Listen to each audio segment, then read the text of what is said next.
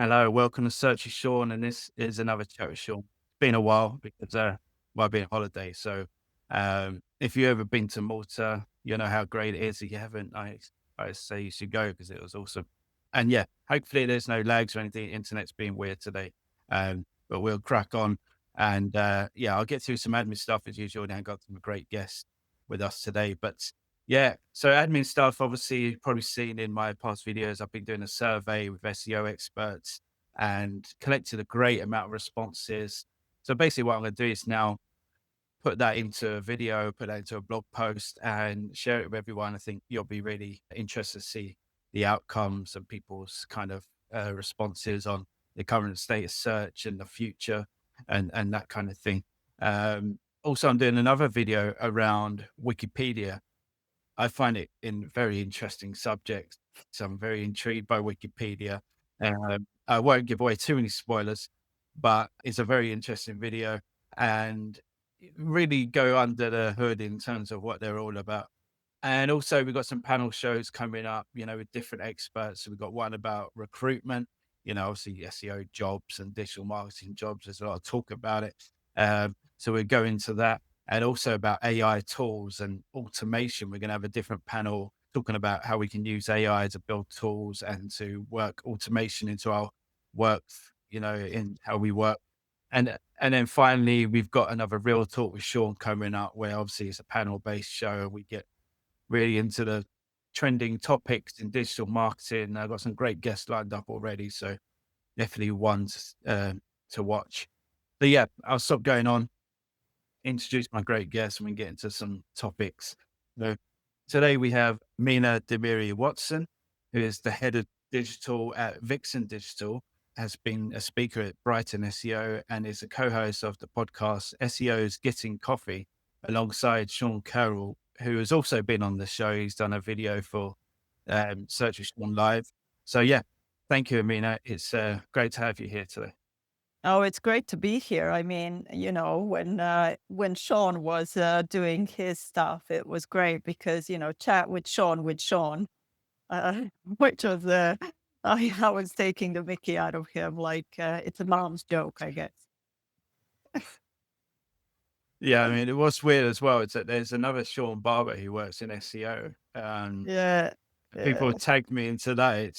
Yeah, it's weird when you speak to someone with your same name yeah, and yeah, stuff. yeah, But yeah, that is yeah. really cool. And he did a great presentation. And actually, I'll link it in the description because actually still one to watch. It was a great case study, um, and still really interesting. So yeah, thanks again. And let's get into it because I've already wasted some time messing around with technical issues.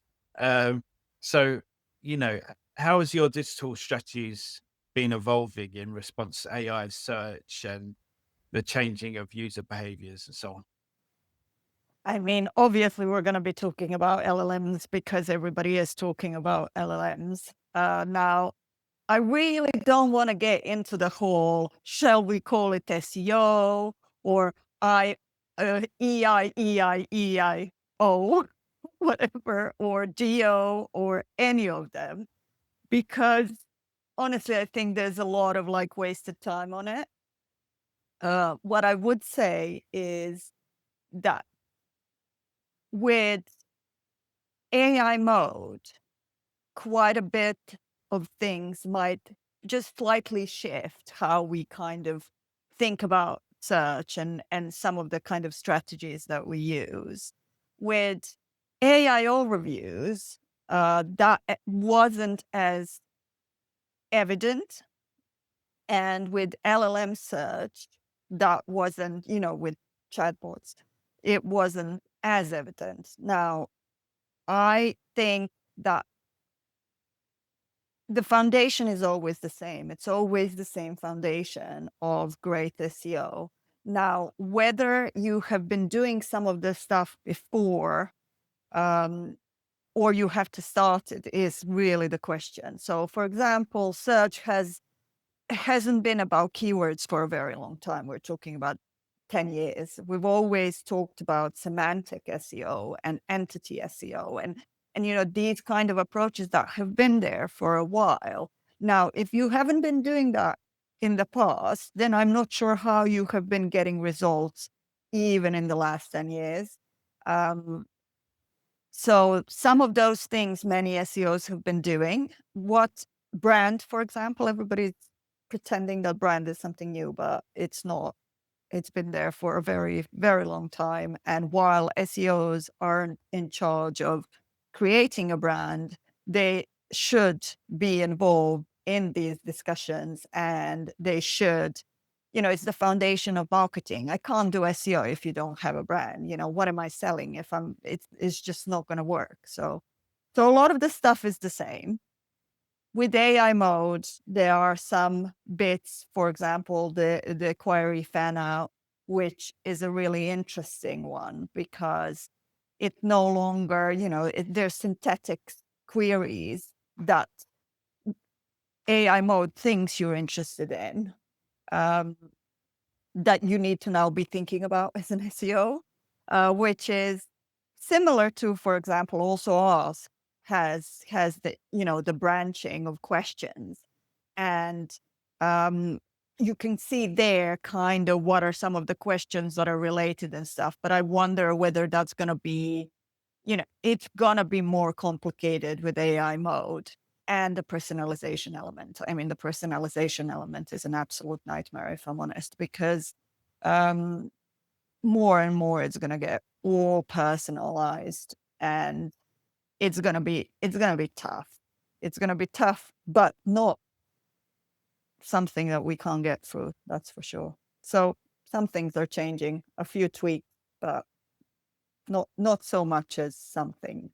Yeah, I agree. And I think a lot of it is just, this has always, like you say, been there. It's just accelerated it more into the limelight than it has been before. And like I say, if you weren't doing anything before, then yeah, it's amazing that if you were getting results. But I think one thing I am seeing is, and again, I don't have clients, I'm in house, but obviously I'm getting a lot of questions about traffic, and those sort of Yeah, metrics. And then also, like, when I discuss about AI overviews, large language models, AI mode, and so on and so forth, it's like, well, how can we track this? And obviously, as we know, AI mode, I think they are going to bring something in. I think Google have said they might do that. Or at least for was it about AI overviews? Obviously, I think it's it about was in AI overviews. Google Ad, not in Google Search Console. It was in Google Ads. They're going to be bringing in some tracking into Google Ads, from what I understand. Okay.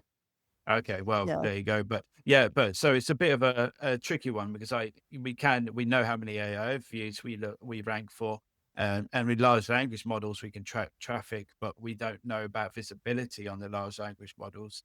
So there's holes and gaps in the data there. So I guess that's like, I guess you're probably seeing it where clients are asking about traffic and those oh sort of god. metrics. And yeah, Yeah, but it's not a completely negative thing, this. I mean, look, let's face it, it's it's gonna be tough because you have to get away from this understanding that your results are only about bringing in traffic. And, I'm the head of digital marketing. I'm not the head of SEO. I've never kind of specialized. I always say I'm too curious to specialize.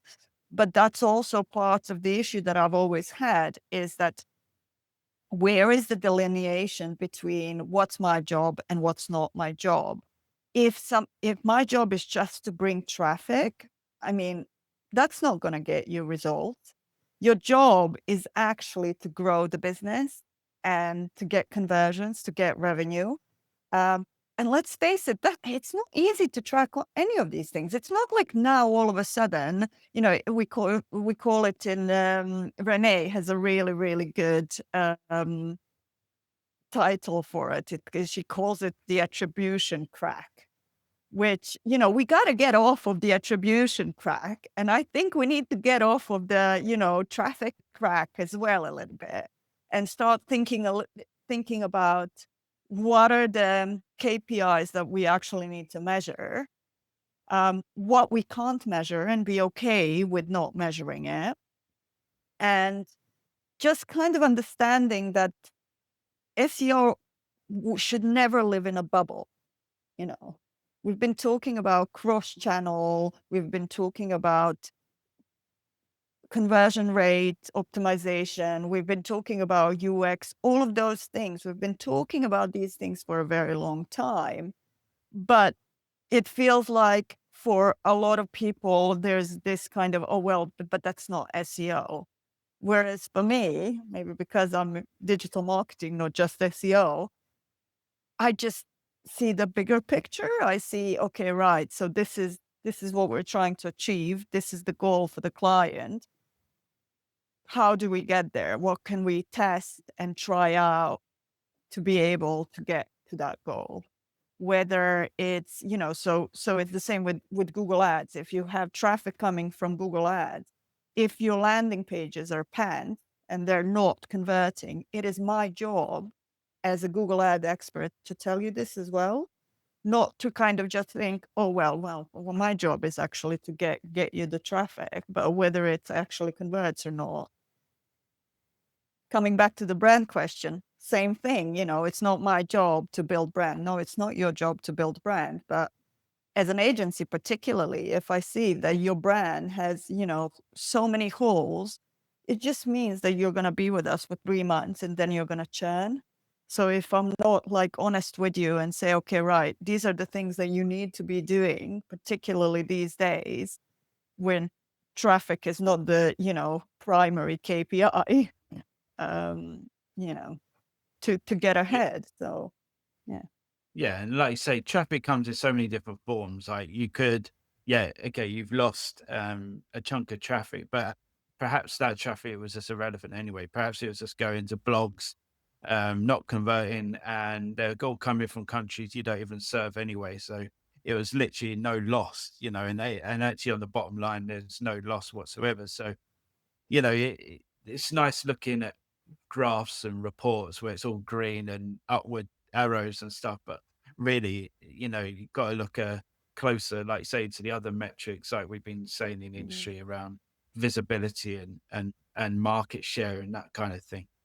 Yeah, Um, don't get me wrong though, there are industries that are getting absolutely hammered, like the publishing industry, like newspapers and things like that, where the commercial model is based on like ads and football and affiliates as well.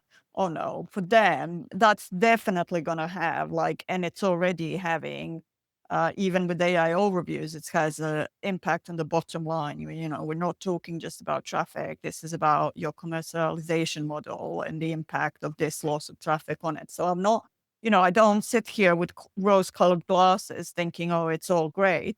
What I'm trying to say is that it's not all doom and gloom, and maybe for certain industries and certain businesses, getting off of the traffic crack might be a positive. It might have a silver lining to it, really.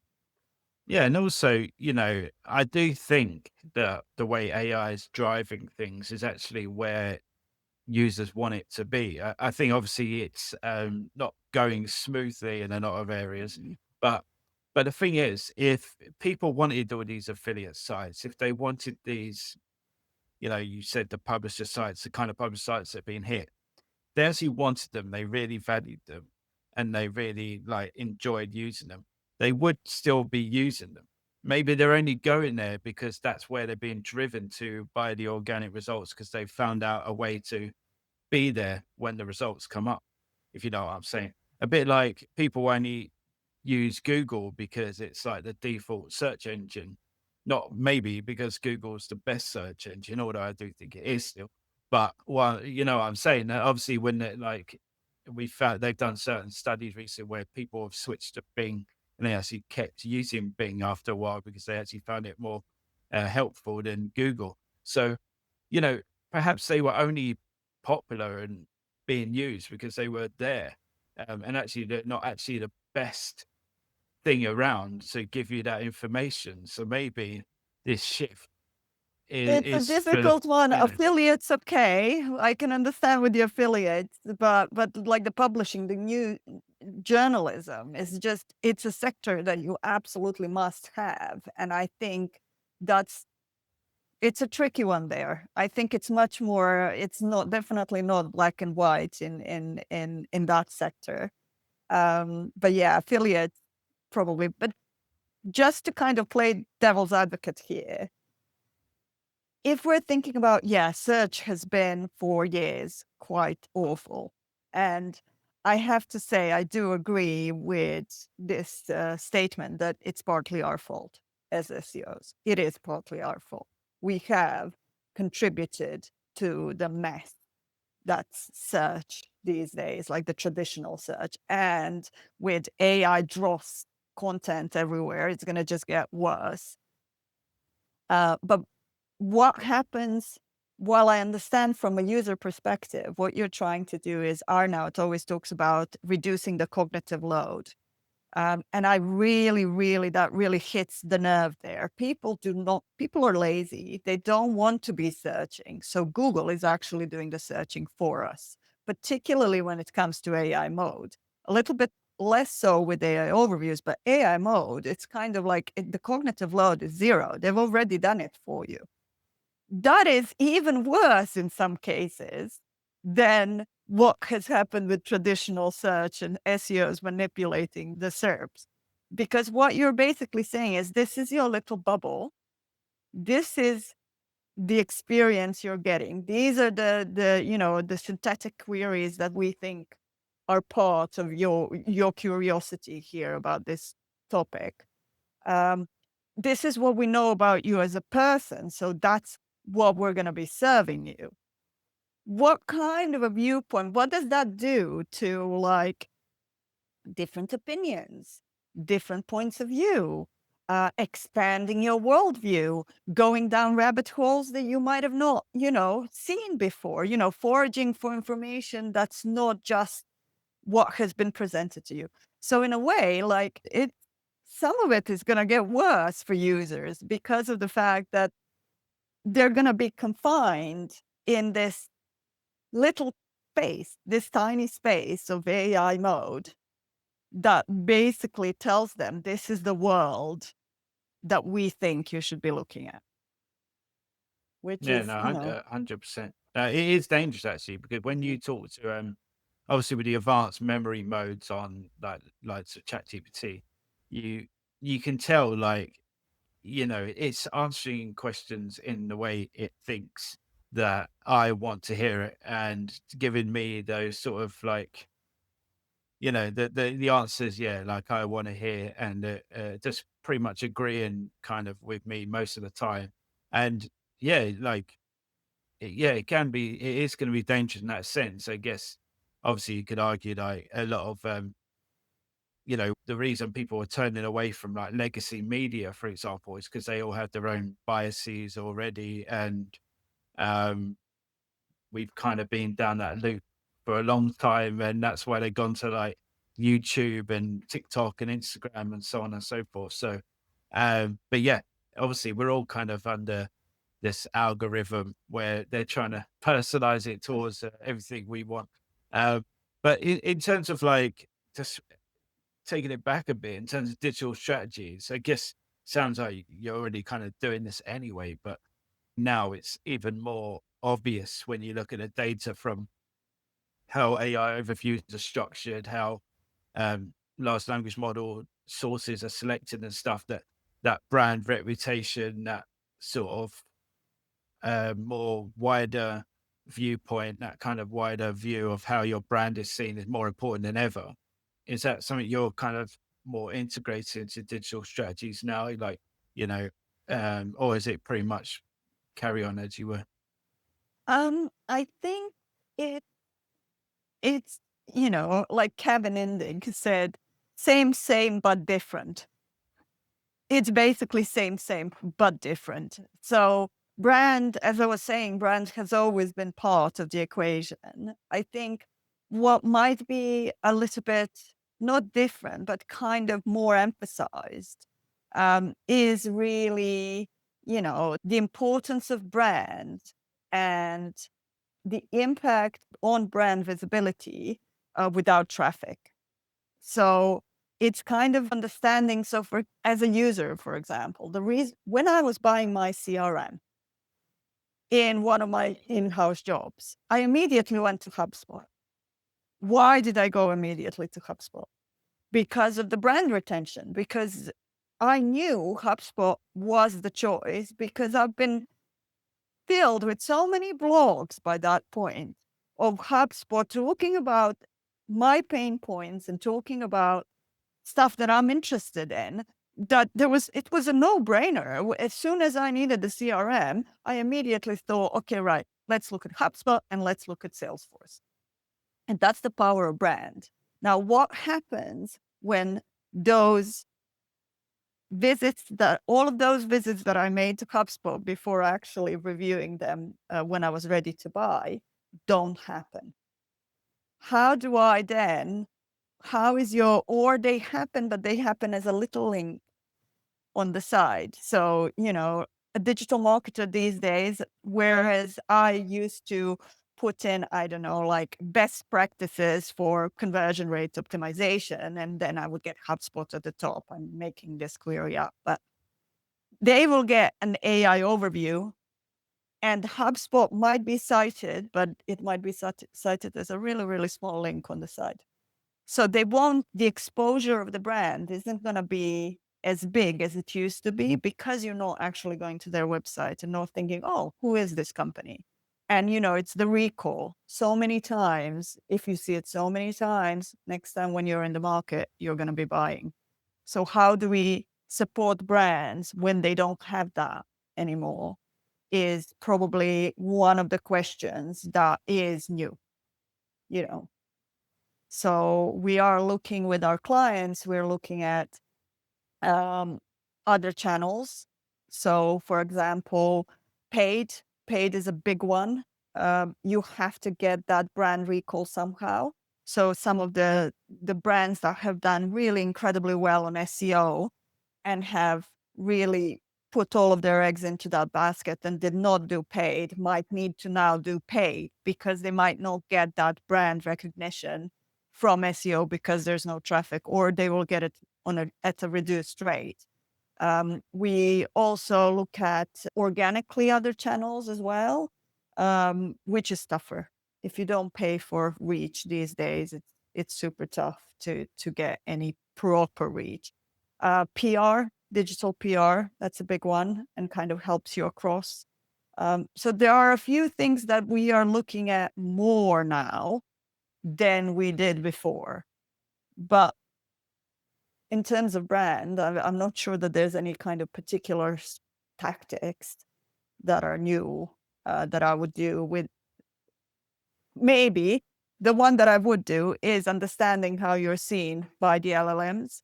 So one of the things is that a lot of brands think that they're a brand and that they understand, that they have been very clear to users about who they are and what they stand for and what they do, whereas that might not be the case. This is like prevalent in SaaS, for example. I always say, the best kept secret is what the hell does this SaaS tool do?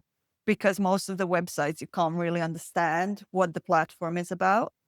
Um, and that's the thing that you need to find out. It's good to have all of the ChatGPT, all of them basically, to understand how you're perceived by LLMs at the moment, both in training data, but also grounded, and seeing whether that's what you want to be perceived as, and looking at your branded traffic, what's it coming up with, and things like that. So perhaps pushing those things more, it would be good.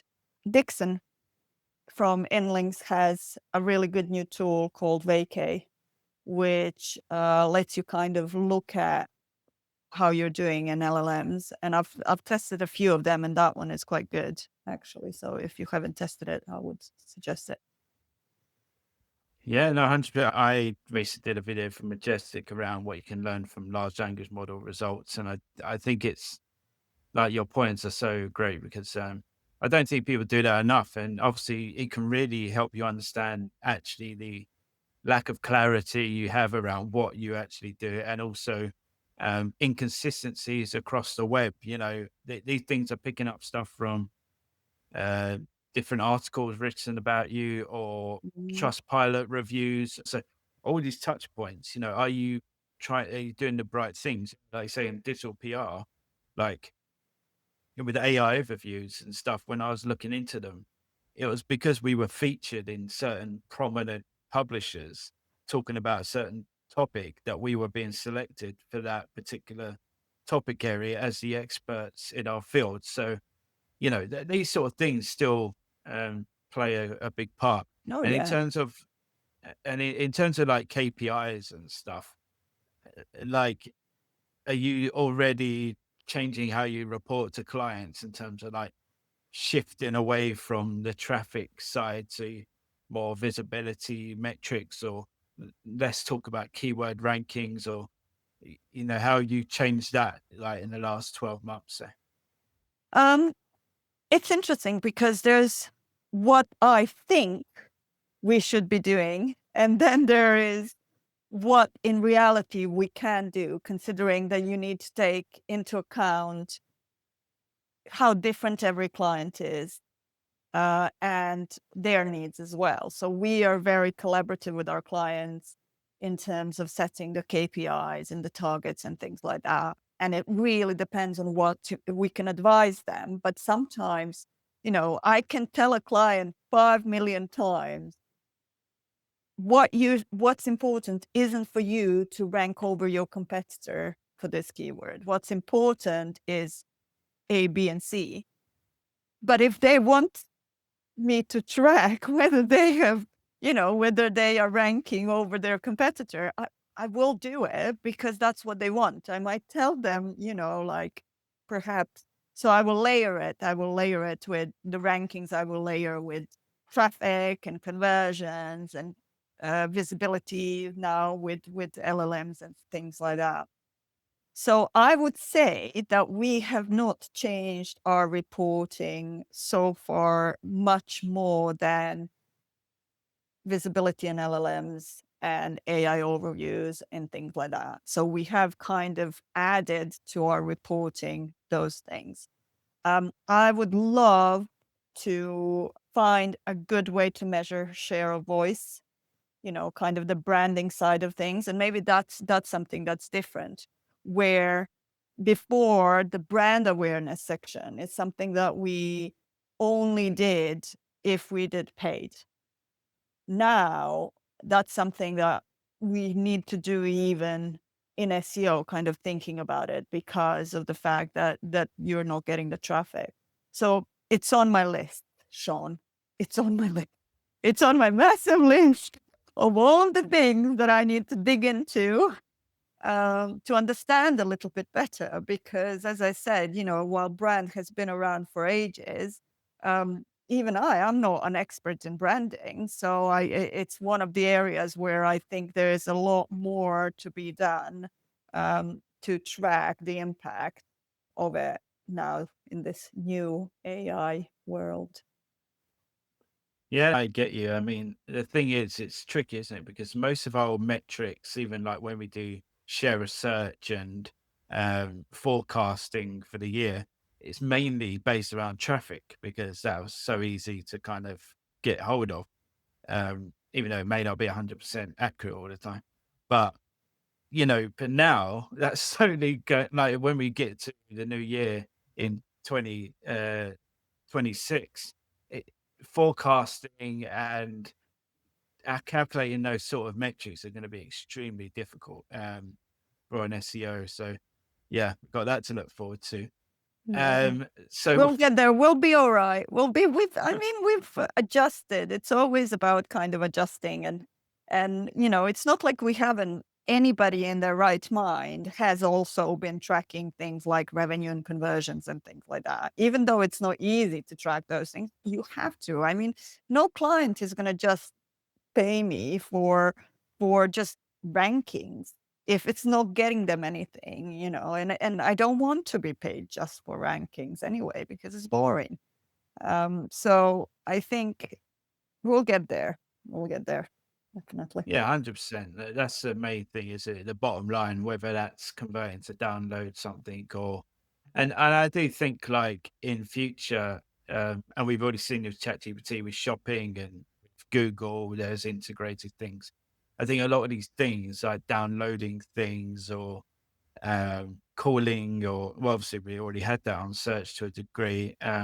But a lot of those sort of, even in my area, donating to charity or buying things, that's all going to be integrated into there's AI sort of platforms a lot more, and especially Yeah, with you can AI even buy hasty. something. There's no even like even at the checkout. Yeah, well, that's going to be bypassed pretty much. Yeah.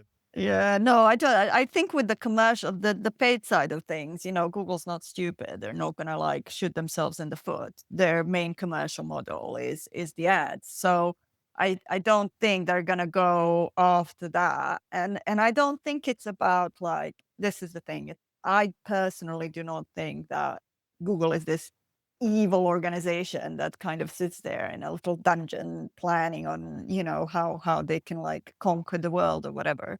They're a business, so obviously they're going to be thinking commercially about it. And I know, and they're a big business, and there's so many wonderful people that are working for Google today that are really coming from a user perspective. And as we said, from a user perspective, oh yeah, no, it's great. As long as you know that they hallucinate and you have that in mind, it's a much easier search experience these days. Yeah, I mean, I agree to a degree. Obviously, there are some dodgy There's a things going lot on. of You know, a there's some, lot of dodgy yeah. things going on. I mean, the court cases are bringing out a lot of this stuff that has been Yeah. going on, and they have said a few pork pies in terms of, you know, um, in terms of like promising things and not going along with it. Um, I think when Bing came out with Copilot and the whole thing kicked off with I think they kind of just fast tracked everything Yeah. in terms of Yeah. AI, and everything got a bit confusing for them and for everyone else. And they kind of got confused about what the algorithms doing, confused about what they want to do with AI, and they're kind of trying to sort things out now in terms of trying to reverse some things, trying to evolve some things. But yeah, I get it. It's so many people involved. If anyone's been in some sort of big organization, even Oh, middle size, it can get confusing. Lots of people getting involved, and so I get it. But yeah, some things are going to be different. But in terms of because we are talking about now, Racer Deke always goes on about Kerry Rose, but a lot of like is much bigger than SEO now, organic results. So, you do have to work with the other channels, as we said earlier. And they'll see the way we're seeing with large language models and how they prefer, and obviously like the rise of video and stuff. Uh, Which content types and channels are you prioritizing to reach audiences, um, and reaching where your actual customers are? Obviously, you got tons of different clients, but how do you go through that process, especially these days, to make sure you get there? I think the fundamentals are the same. You start with your bloody audience. So you start thinking about who your audience is and what are your goals. And then often what you find is that, particularly in smaller companies, that people want to target everybody. Like my audience is everybody. No, it can't be everybody. It's just that's not how marketing works.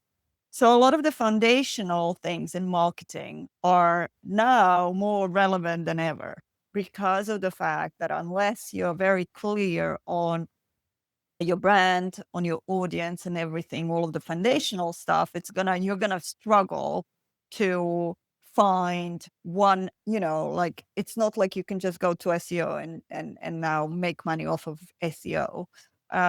It's more you're gonna have to be thinking about where your audience is in terms of them actually coming to your website. So understanding your audience, doing your market research, doing your audience research, thinking about so we do a lot of like user journey planning on the website. because one of the KPI that I didn't mention that is really relevant is what actually happens on your website. So anything to do with like conversion rate optimization and user experience. Because while you might not be getting the same traffic, you need to try and convert as much of this traffic as possible. So where CRO comes in. So we do quite a bit on that side as well, trying to move the needle that end rather than trying to move the needle on the traffic end where it's much more difficult now. Um, so I think it really is about knowing your audience first and getting the foundations right. And then once you know where your audience is, this is the other thing. A persona file should never be just like, okay, this is Jenny. She's the head of digital marketing at Vixen. I'm not going to change my name into Jenny anyway. It's more about understanding their drivers, understanding how they search, how they use online channels. It's much deeper. What are their goals? What are their problems? What problems are you solving for them? And if you're not solving those problems, why aren't you solving those problems? So it's much more kind of a comprehensive approach to understanding who your audience is, and then thinking about, okay, right, if they have these problems, where would they go for help for this? Where online would they be looking for answers for these issues that they're having?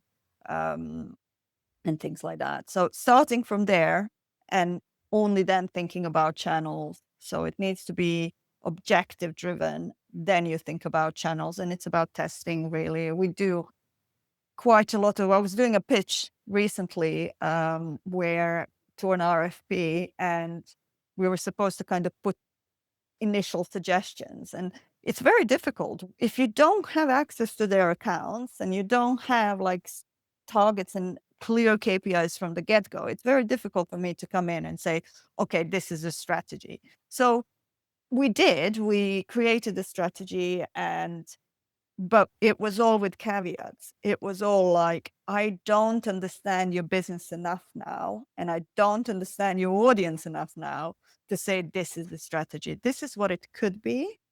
And once we get in there, then we can start testing, and it's changes.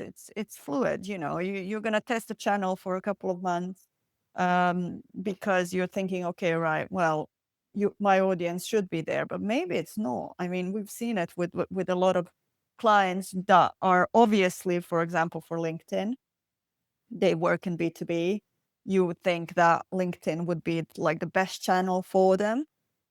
Flopped. Why did it flop? It's because that particular audience on LinkedIn, that niche audience on LinkedIn, actually isn't very active on LinkedIn. You know, while they might have accounts, they don't really, it's not a really active audience on LinkedIn. So the ads were not being really engaged with. But it took us a while to understand this, because it's kind of data that only comes from testing, really. Hopefully Yeah, that no, answers your question.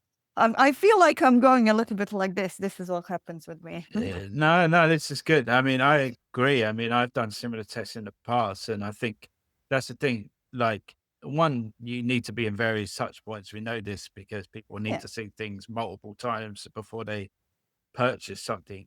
Um, but yeah, maybe, for example, just that test alone, maybe people don't want to actually do stuff. All they want to do in LinkedIn is like a few messages and read a few posts, and then they're off. They're not really engaging with adverts or that kind of thing. So maybe like then you have to go and reach them on their socials where they're just a bit more dwell time, and they're looking at doing stuff, like actually buying stuff like Instagram or web. So yeah, it's really worth testing. I think what you said about the problem solving thing, that is really spot on, because Andrew Holland, who was on the show, and I suggest people go and watch that chat because it was really great. But he was saying about that problem solving, that is why people go to the internet majority of the time, nearly all the time. People don't really go there anymore for just, obviously they go on like Instagram, TikTok to waste time and to look at cat pictures or whatever. But when they're actually searching, they've got an issue, a problem that they want to solve, and how are you solving these problems? So that's the main thing. And I think on your initial point is like Google said that, yeah, traffic may decrease, but actually when people land on your website now, they're going to have a real purpose and intent. It won't be like back in the day, maybe that there was no sort of answer. So they were just clicking through websites to try and find that answer. It's going to be, if they do click on organic results now, there's going to be a real purpose, or there should be a real purpose behind their visit. So that those visitors are going to be like gold dust. So how do you translate that into a conversion? You know, like you say, using that CRM system, like they don't convert straight away. How can you continue the journey in terms of like emails and whatnot to like make sure they get through and convert? So I think, yeah, it's not all bad, as you said before. I think there will be some, because, you know, before, businesses have been spending a lot of money on chasing just lost causes, you know, in terms of like people that were never going to convert, even how much you try sending them emails and, you know, tracking them and all this stuff. They were never going to convert, and you were wasting a lot of effort and resource on it. So, um, yeah, it's going to be interesting. This is one I'm interested in, and you might not even be going down this route much, but we'll see. But in terms of where have you found being the biggest wins or failures, possibly, when integrating AI or automation into your workflows so far in the agency or in your day-to-day life personally? Honestly, there's been a lot of failures and a lot of wins.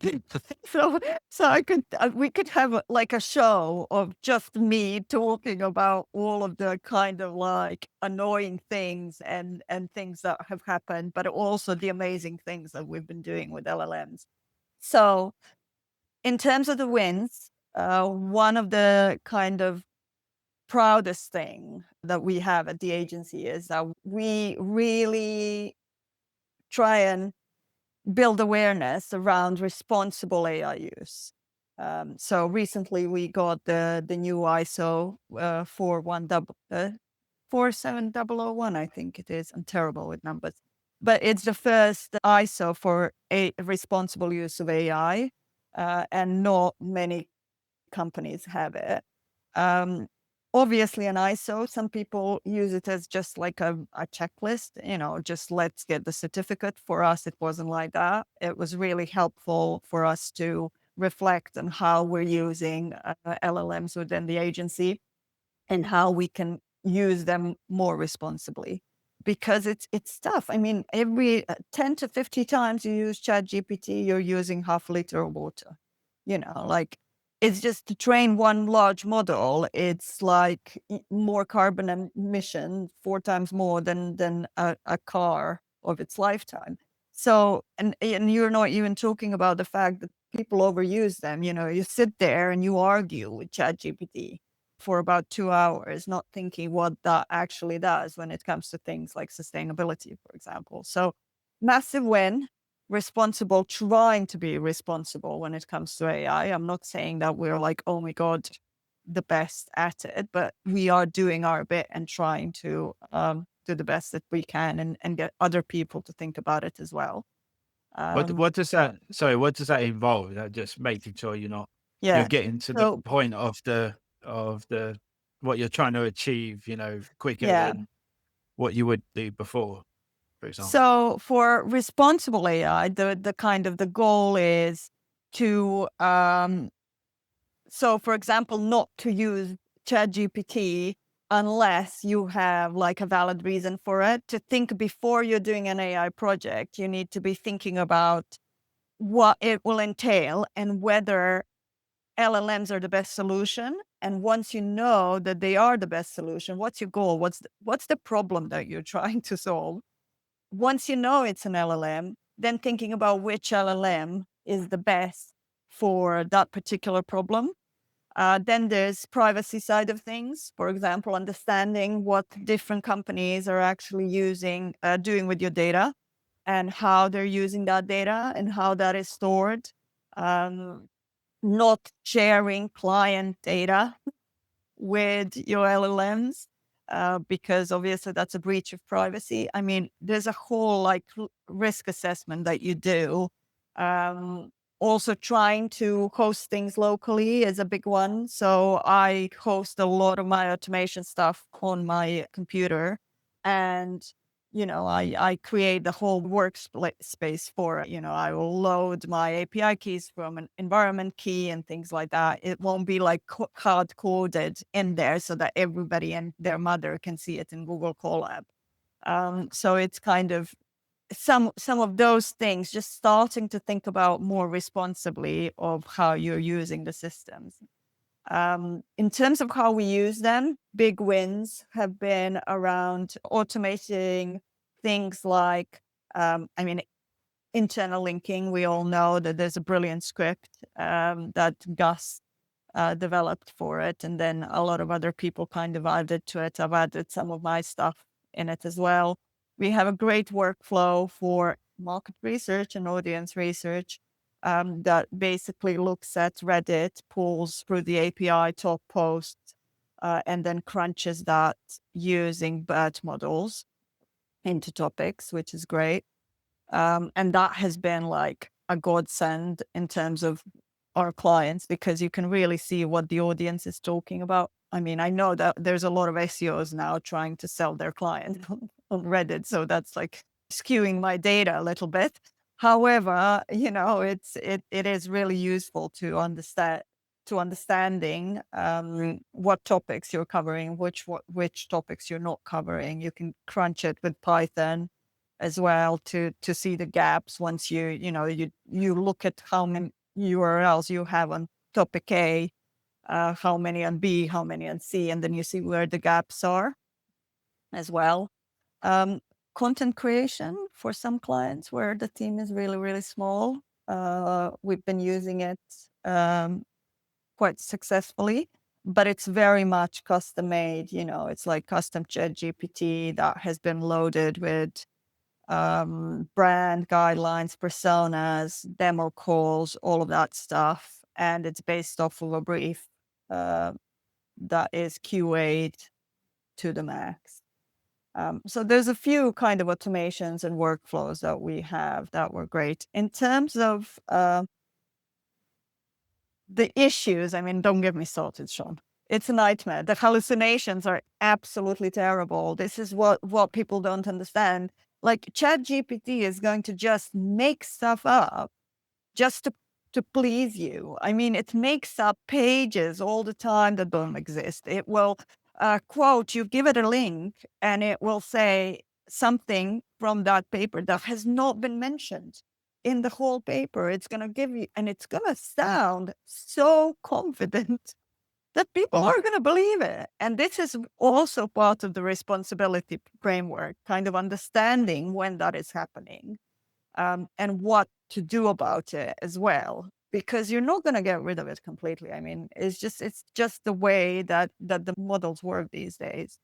I don't think it's ever going to go away, if I'm honest. Like, there's always going to be, they might be able to reduce the hallucination kind of percentage, but I don't see a world where it's not going to happen. No, I mean, obviously they have improved, like in the latest models, it has improved that. But obviously, it has also a lot of case studies been out recently where AIs have flat out said they will lie, deceive people to please the user. Like you say, it's going to learn how to be better at getting away with these sort of things and to be more deceiving in a way, because I that don't is. think it's this is the thing. I think, like, in my opinion, if we're talking about true AGI, it's not going to be built on LLMs, because they're a predictive model. We're talking about stochastic parrots here. It's not like there's no intelligence.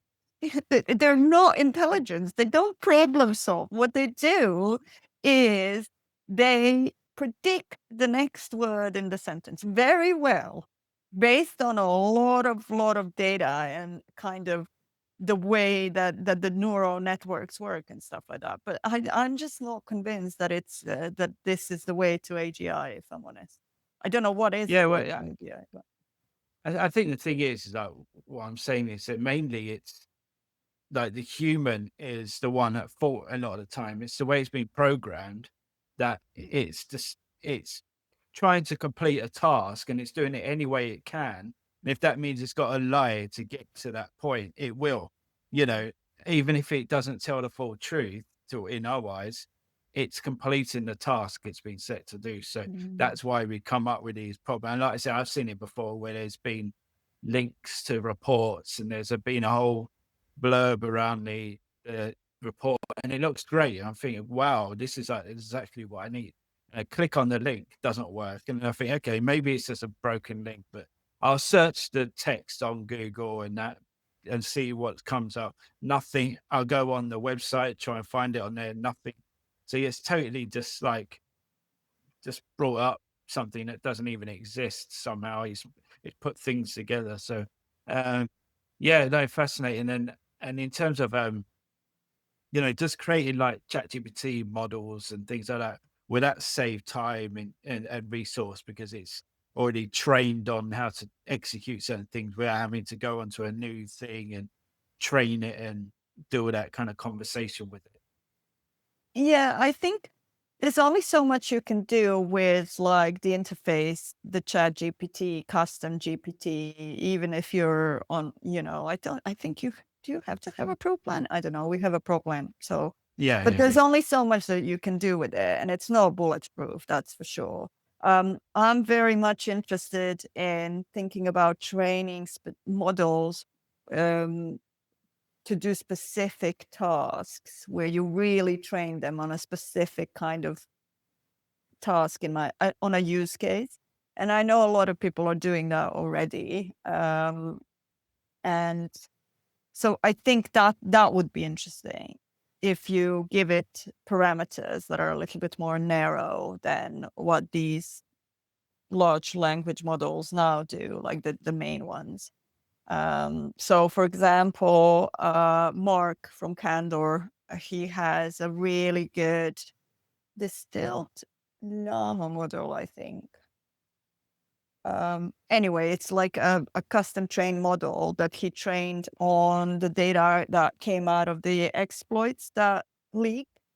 And everybody's heard of this before, where it's like queries classification that Google uses, and he trained it so that on that data to then classify any kind of keywords that you might input into it. So you can put in, there's like a little Streamlit app that they develop off the back of it, where you can put in your queries and then it buckets it into these classifications.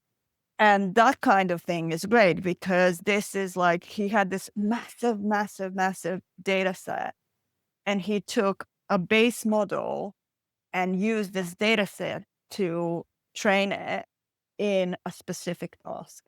So there, I think there's quite a lot of like scope. So I'd love to be able to do that, but there's no time for training my own models, unfortunately. yeah. There's not much time for anything these days. Yeah, yeah, exactly. This is And it. I have two uh, people on holiday. I will not be training any model. I will be sitting there doing, like a content mapping. Probably that that's what I'll be doing. okay, so yeah, to finish off on this question, because it would be silly not to look into the future. Where do you see like the digital marketing landscape in the next 2 years? 2 years from now, like what happens with like websites? What happens with e-commerce? What the search experience? What do you see it? What's your vision? That's like a tough question, isn't it? I think everything points to super personalization. I think we went from going globalized, um, big social networks and things to thinking more in terms of smaller like silos and communities. So, for example, I used to use social media much more than I do now. now I'm on Slack much more because I'm part of these communities of people, like-minded people that are working in the industry or, special interests and stuff like that. So I think there's going to be, these little pockets of activity and communities that we'll need to tap into as marketers. A great example is Women in Technical SEO community. Reach has done an amazing, amazing, like job at bringing us all together, and it's a very active community now for any SEO tool out there who's looking for people to use the tool and buy into it. It's a no-brainer that's like something that you should be looking at, how you can kind of support the community and sponsor it and things like that, because that's where your audience is. So there's a few of these kind of strategies that are going to be much more important now than they used to, because that's where people are moving to. I trust people from that community much more than Google. So, it's kind of a trust thing. Now, on the Google side of things, I mean, it's inevitable that AI mode is going to like hop its way to the main SERP experience. I think that's it's just going to have to happen. I think it's a tough one with commercial side of things, Google Ads and things. As I said, I don't think they're gonna, you know, they're gonna push to shoot themselves in the foot. So I think some of the things, like, for example, being able to buy things off of Google without going to the website, it's not going to fly with people who are investing in Google Ads and stuff like that.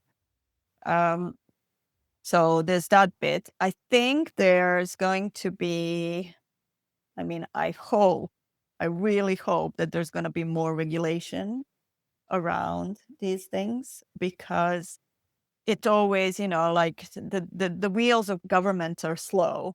So it takes a long time for them to catch up. But I think looking at the DOJ trial and on some of the other side of things on the AI side, I think they are catching up. And I think there's going to be tighter regulations.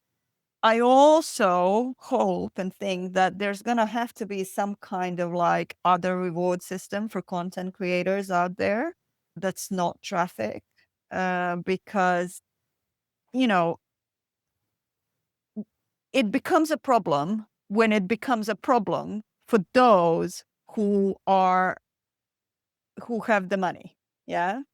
So it's fine for a little local paper to go down because it's not actually fine. I mean, it's terrible, but there's only a ripple in the water when that happens, if a local paper goes down because they can no longer do their advertising. But think about if that happens, like with the big boys, they've already have deals to ensure that actually,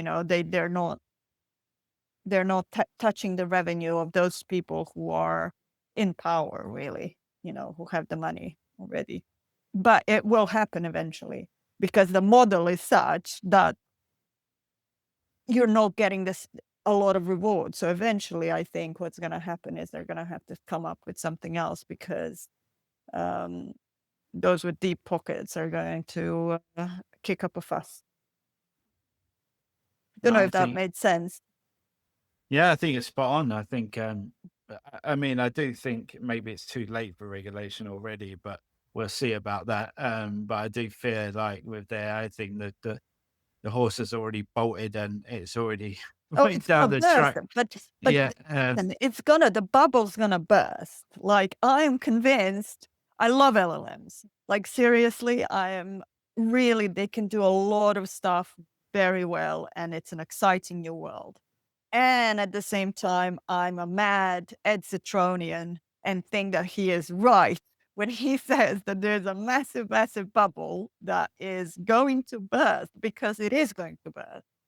I don't, I like, I cannot see how, like how they can keep on burning through cash to that extent without it bursting, because it's how are you gonna like, it's gonna be difficult. This is the other thing. They're gonna start commercializing this more and more and more. You will get ads in your chatbot. So ChatGPT is going to it's gonna be like on YouTube. You're sitting there and all of a sudden there's an ad coming up. That's gonna happen on ChatGPT as well eventually. You're going to be putting your prompt, and before it gives you an answer, you're going to be sitting there looking at some ad in I don't know what form that are based of your, the embeddings that it has or from your chat history, from the memory. Yeah. So, if you have spoken to it about like best iPhones, you're going to be sitting there looking at iPhones while you're waiting for your prompt about cat food to go through. I Yeah, I don't mean know if that that makes yeah, sense. I won't keep you, but there's been a recent Black Mirror episode where the and again, there are many spoilers, but basically a Neuralink type thing like for Yes. Elon Musk. Yeah. And then she kept getting adverts, and then she had to keep upgrading just to get rid of the Yeah. adverts and so Yeah. on and so. I can 100% see that being the case in Yes. future. So yeah, and then the search bar, yeah, they've already said, Google have already said like the search bar is got its days are numbered and it'll probably be overtaken. So that, yeah, I think that's like inevitable. But yeah, I won't keep you much longer. I really appreciate you. But so I think we could talk for hours, but I know you're very busy, and I really appreciate all your time. So yeah, thank you so much. I mean, I really appreciate it today. Thank you, Sean. It's been a great chat as always.